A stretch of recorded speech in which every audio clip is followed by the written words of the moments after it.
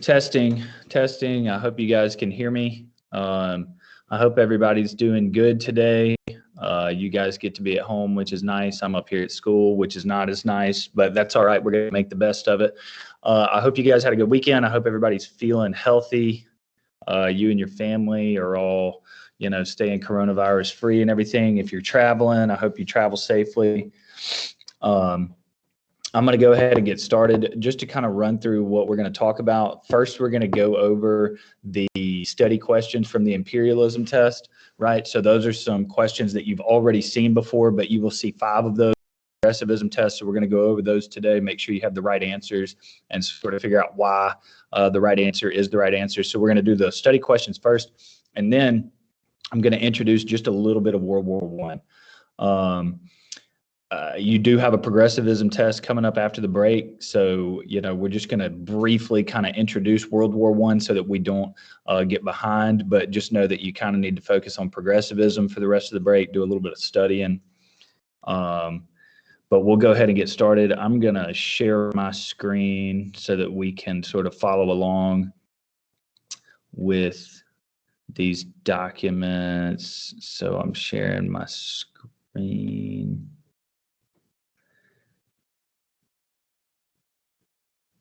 Let's see here.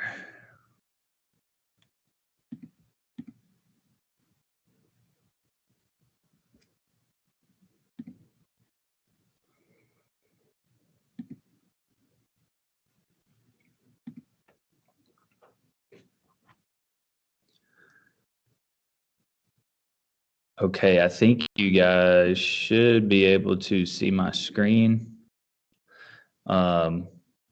Wait, hang on, maybe not yet.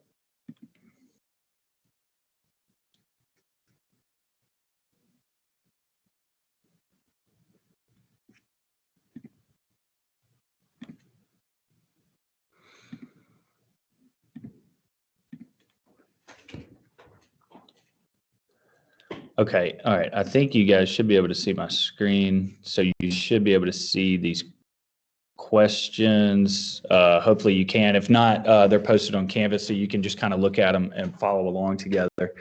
So these are questions that you've seen before. They were on the imperialism test. We'll just go over them again. Obviously, the right answers are all marked here. So it's not so much about getting the right answer, but we just kind of want to break them down. I haven't had a chance to review the imperialism test with you guys, so we're just going to review this stuff. So we'll go ahead and get started.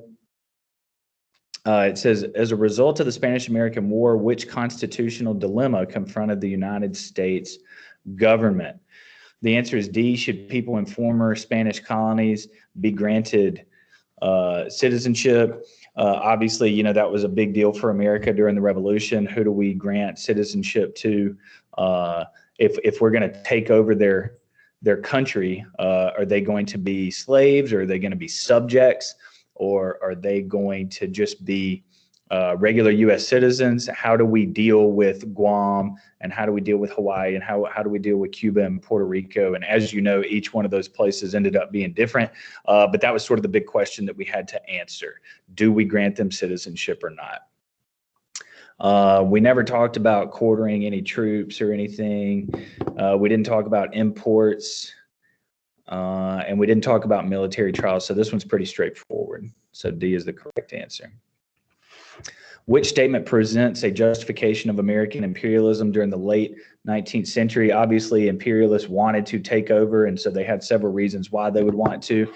They believed that distant territories were important to long-term national security. If you'll recall that reading that we did where the admiral in the Navy, Alfred Mahan, he was talking about our ships being like land birds, essentially being limited by how far we can go. And so we need distant territories so that we can build military bases, and that'll help with security. It'll also help with trade. If we were imperialists, we would not be avoiding getting entangled in European affairs. In fact, we would be encouraging it. So yeah, A is the correct answer there. Number 3, in the late 1800s, why did the United States react to European colonization by establishing colonies of its own? You guys probably can figure this one out. American leaders believed that world powers needed to control territory and natural resources. So if you go back to thinking about the empire, kind of like in Star Wars, the reason that we wanted to keep expanding is pretty obvious. I mean, money, natural resources, so things like oil or coal or maybe gold or something like that. Also more people, so new markets to sell and buy goods from and to. So yeah, we needed to establish these territories essentially to profit. So B is correct.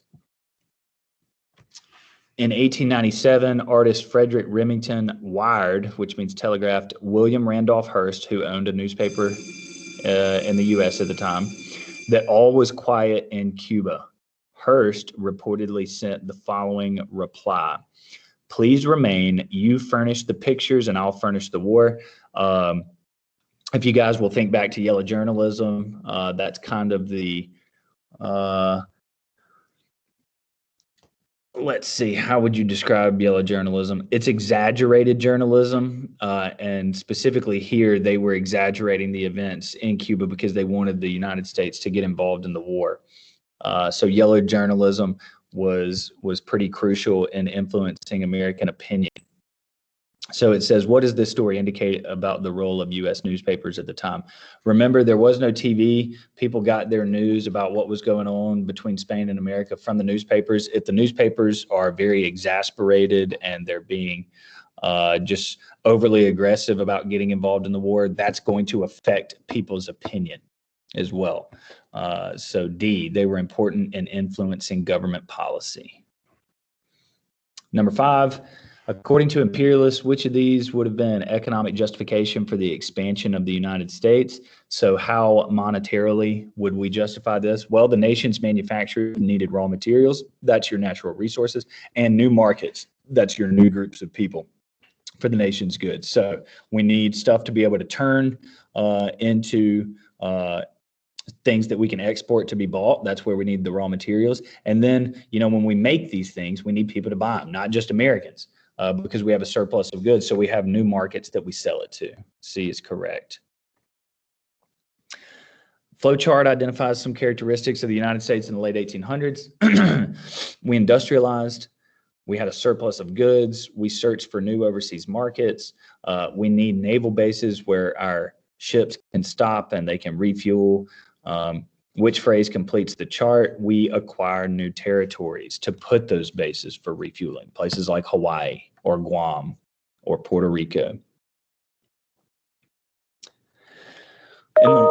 In the late 1800s, imperialists and anti-imperialists disagreed over foreign policy approaches towards Cuba. So there were those that wanted to expand our empire and those who did not because they thought it was undemocratic.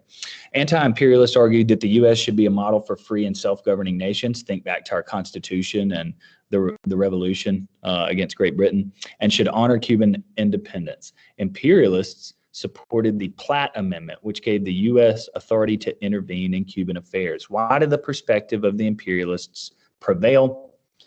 Businesses in the United States benefited from a close relationship with Cuba. Also, remember, Cuba is located geographically, I think it's like 100 miles off the coast of Florida, so it's right in our own neighborhood.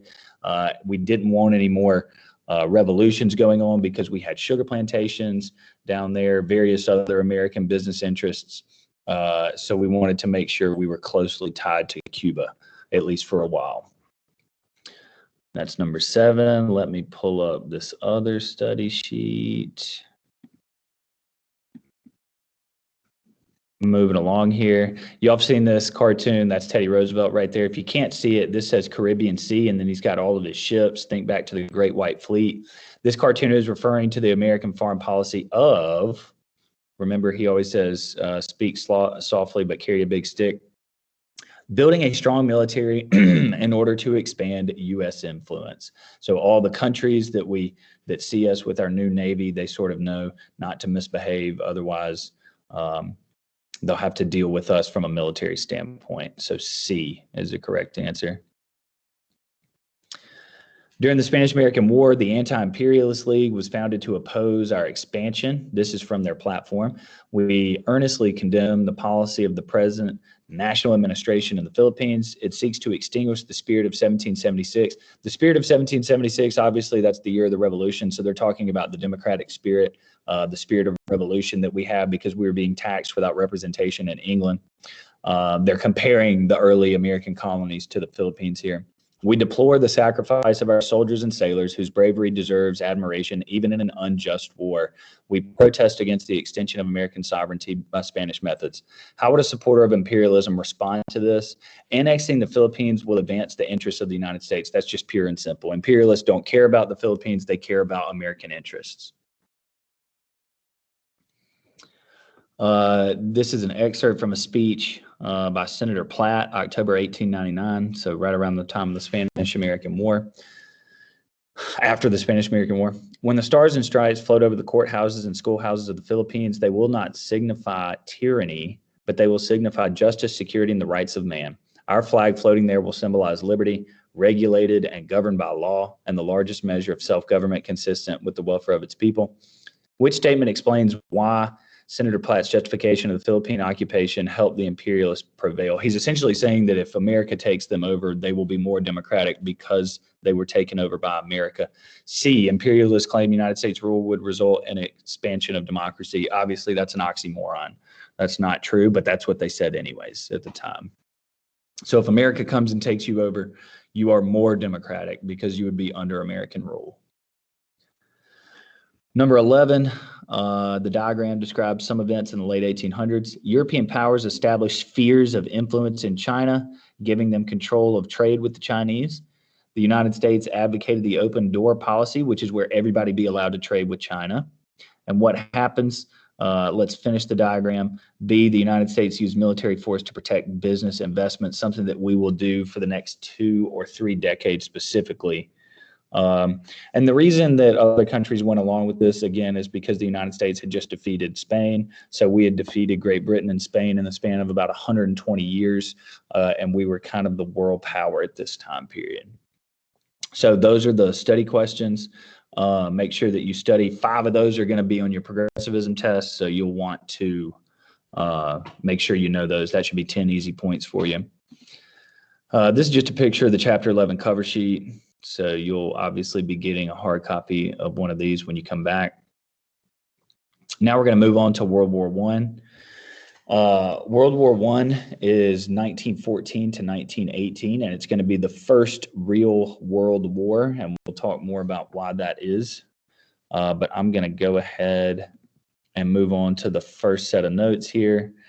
So Chapter 11, Section 1, guided notes, World War I begins. All right, so y'all follow along, and we're going to talk about, of course, anytime there's a war, there's always a bunch of causes. There's reasons why that war occurred, and that's kind of what we're going over now.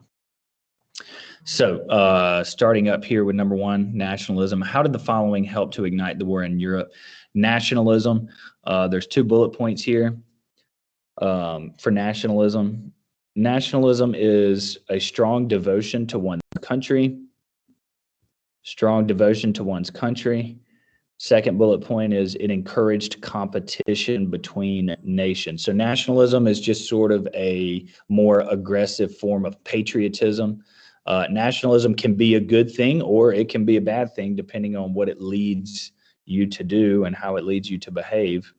But so it encouraged a lot of competition and devotion. And I want you guys to remember that this is in Europe, okay? This is not in the United States. This is in Europe where everybody is very close together. You've got, 20 some odd countries there all packed in next to each other, and they each want to be the best.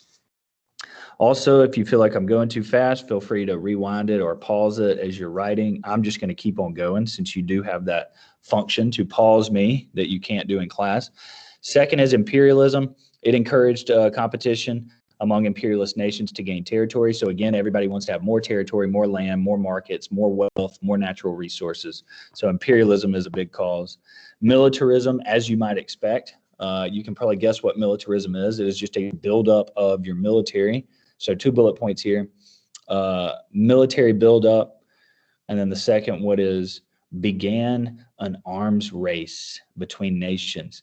And what an arms race is every time your neighbor gets a new shiny weapon or toy, your army has to have that weapon just so that you can stay up to date with them. So again, it increases this never-ending sort of race to have all the best weapons. That's militarism. 4 is the alliances. 3 bullet points here, so write tiny. Alliances, up above alliances, write buddy system. Up above alliances, write buddy system. First bullet point, it committed nations to support one another if attacked. It committed nations to support one another if attacked. It's kind of like being in a gang. If one of your fellow gang members is hurt in a fight or robbed or something, you kind of retaliate and do the same thing because you guys take up for each other. Second bullet point, I want you to put allied versus central powers. Allied versus central powers. These are going to be the two groups, the allies and the central powers. And then the third one is it turned a small conflict into a world war. So a fight that would have been between two countries is going to turn into a fight with several countries specifically because of these alliances. It's going to drag everybody down into it like a domino effect. So these are all very large, these are large causes that are broad over a long period of time and that took a while to sort of occur. The spark, if you will, the actual event that begins the war is the assassination of Archduke Franz Ferdinand. 2 bullet points here. He was the heir to the Austrian throne. He was heir to the Austrian throne. Next bullet point, his death by Serbian terrorists led Austria-Hungary to declare war on Serbia. His death by Serbian terrorists led Austria-Hungary to declare war on Serbia, and that is when World War I officially begins. Moving along, the war starts in Europe, and America obviously is going to have an opinion about it, but opinions are going to be split. First off, you've got naturalized citizens, for this bullet point, I want you to put, these were former immigrants who had close ties to their home countries in Europe. And so if you were in class, I would ask you guys, do you think these people are going to be for or against the war? Being former immigrants from Europe, of course, they would be against it because they probably had, family, cousins, moms, dads, grandparents, siblings that still lived in those countries, and obviously they did not want them to be in danger. Socialists, they viewed World War I as a greedy imperialist struggle for land. World War I was a greedy imperialist struggle for land. Obviously, they were against it. Number 8, pacifists, that just means you are nonviolent. So obviously they do not support the war because they're nonviolent. Parents never support wars, mostly if they have kids in the military, because they don't want their kids to get killed. So that's the big thing. So those groups certainly opposed it. Moving along, what did the following nations do to encourage U.S. participation in the war? Britain, out next to Britain, put allies. 3 bullet points here. First one, they ordered war materials from the United States. So they bought goods from us. Next, they took out loans from the United States, so they borrowed money from us. And then 3rd bullet point, we share a common language and background with that country. So obviously all those relationships with Britain are going to increase the likelihood that we come into the war on their side to kind of help them. Next, Germany. Out next to Germany, put Central Powers. First bullet point, and you're going to hear this term a million times during this chapter, unrestricted submarine warfare. Unrestricted submarine warfare. German U-boats attacked ships with U.S. passengers without warning. So their submarines didn't care if you were on a cruise on like the Titanic or something. They were sinking everything in the Atlantic. This is going to piss Americans off, obviously, because Americans are getting killed. Next bullet point, Germany proposed an alliance with Mexico. Germany proposed an alliance with Mexico. Underneath that, I want you to put Zimmerman telegram. Zimmerman telegram, and we're going to talk more about that in class, but essentially Germany tried to go around our backs and get Mexico to start a war with us to keep us preoccupied so that we would not get involved in Europe. Obviously, that's not going to work too well. And then we have Russia over there. They were allies, so you could put allies out there. Russia will become a democracy, which creates a situation of democracies versus monarchies. So everybody that was an ally was a democracy, which we support, and everybody that was fighting against us, they were all monarchies, kings and queens and princes and things like that. So down below there, just in some free space for the allies, I want you to put Britain, Russia, France, United States. And moving along here, we got a couple of political cartoons. This shows you the alliance system in action right here. You can see it. They're all kind of starting a fight with one another. This guy says, if you touch me, I'll, and so on and so forth. So you got all the countries. Here's Germany, here's Russia, or I'm sorry, here's Germany, here's Russia. This is the Austro-Hungarian Empire. There's Britain back there.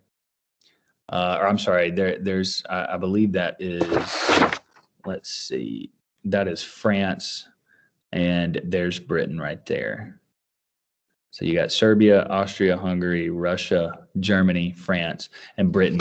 And what it's trying to show you is how a fight that was between two sides quickly turned into what we're calling now a world war. It got everybody involved. This next political cartoon, and there's answers down here for you to write in. This next political cartoon is showing an event that we just talked about in our notes. There is a German sailor right there. He's in a submarine, and he's obviously sinking a ship that looks to be either a hospital ship or a Red Cross ship. That is unrestricted submarine warfare. Unrestricted submarine warfare. All right, very good. So there is only one more sheet to do. I'm going to pull that up right now. This is 11.1 structure paragraph, so y'all just follow along with me. The assassination of Archduke Franz Ferdinand, heir to the Austrian throne, by Gavrilo Princip, this is the dude that killed him, was the spark that started World War I. Princip was a member of a Serbian nationalist group called the Black Hand. Austria-Hungary declared war on Serbia.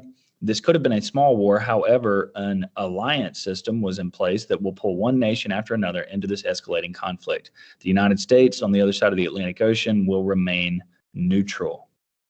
So the sides during World War I, on the left, put Britain, France, and Russia. On the right, put Germany, Austria-Hungary, and the Ottoman Empire, Ottoman, O-T-T-O-M-A-N, Ottoman Empire. America will join the Allies in 1917. 1917, right there, we're going to join the Allies. The Central Powers faced a large problem. Since they are located in the center of Europe, hence the Central Powers, they had enemies on both sides. They had to fight a two-front war. They were geographically surrounded. One general rule of war is that you cannot fight a war on two fronts because you have to split your armies in half, and that's not good. You need to only fight a war on one front so that you can focus all of your military attention in one place. The plan that Germany will use in order to beat this two-front war is known as the, I'll spell it after I say it, Schlieffen Plan. It's spelled for you right here, actually. There it is, Schlieffen Plan, known as the Schlieffen Plan. This plan had two parts.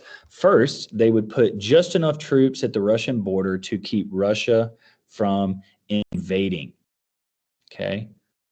Then Germany would use the rest of its armies to quickly drive through Belgium to France and force a quick surrender. If the plan was successful, then the German army in the west and France would join the Eastern army to take on Russia all at once. And initially, at first, the Schlieffen Plan ran smoothly. Germany marched through Belgium as the Allies retreated across the Marne River in France. It was in France that the Allies were able to stop the German advance. Both sides dug into trenches, and for the next 3 years, both sides fought in devastating trench warfare in France. Millions of lives were lost, yet neither side was able to gain a significant advantage. Land would just swap hands back and forth. They weren't really making a whole lot of, they weren't gaining a whole lot of ground at all. Germany could not capture the Western Front or France due to trench warfare. Therefore, the Schlieffen Plan was unsuccessful. When you guys get back, I'm going to draw a diagram of a trench for you.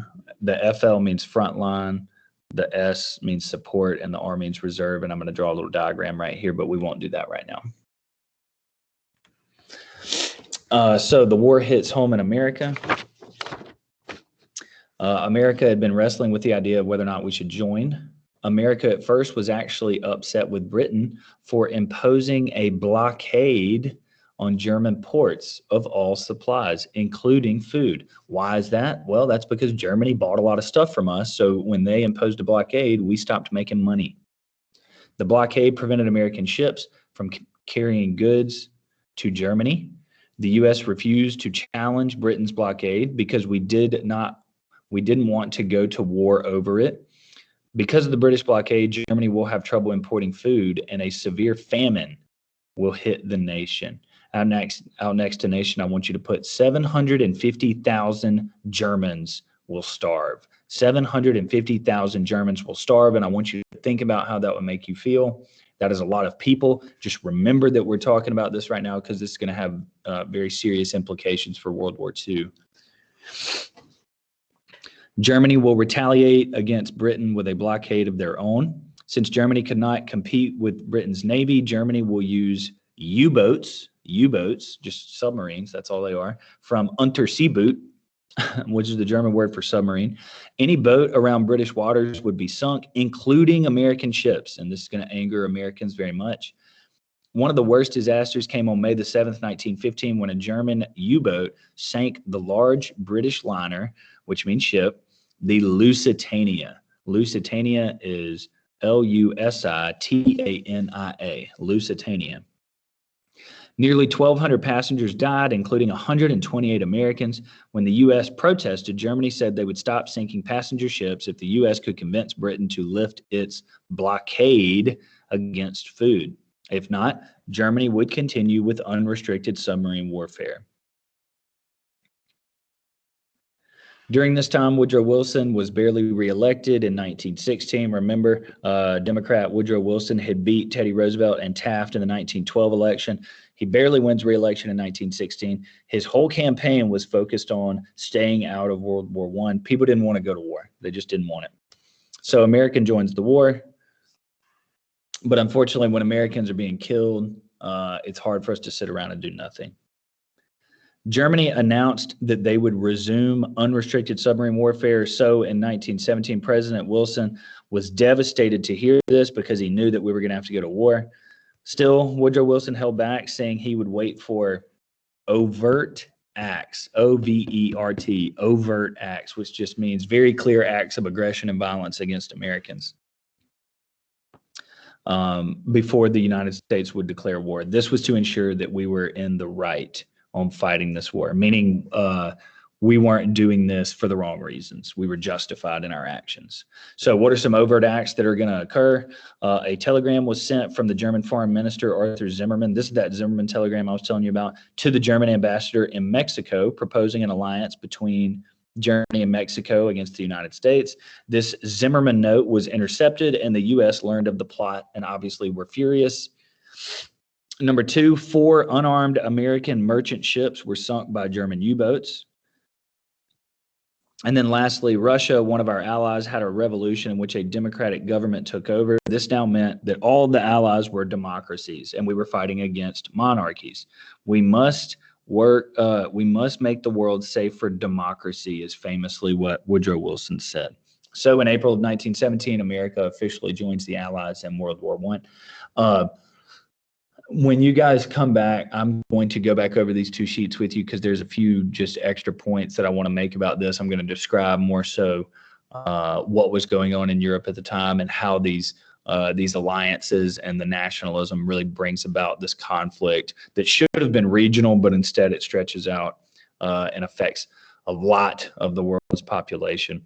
But that's pretty much it for today. What I want you guys to do, make sure you study those study questions, okay? Don't worry about this World War I stuff as much. Study your progressivism, please. Make sure you know the square deal, Teddy Roosevelt's 3 C's. Make sure you know all the legislation that goes along with that. You need to know Teddy Roosevelt, Republican, William Taft, Republican, Woodrow Wilson, Democrat. Know their policies, Teddy's square deal, and the new freedom and the new nationalism and all that kind of stuff. All right. So I hope you guys have a good break. I hope you have a good break. I hope you have a good Thanksgiving. I hope everybody gets to see their family. I hope you guys stay healthy and safe. And we will talk when you guys get back. So happy Thanksgiving. I'll see you guys later.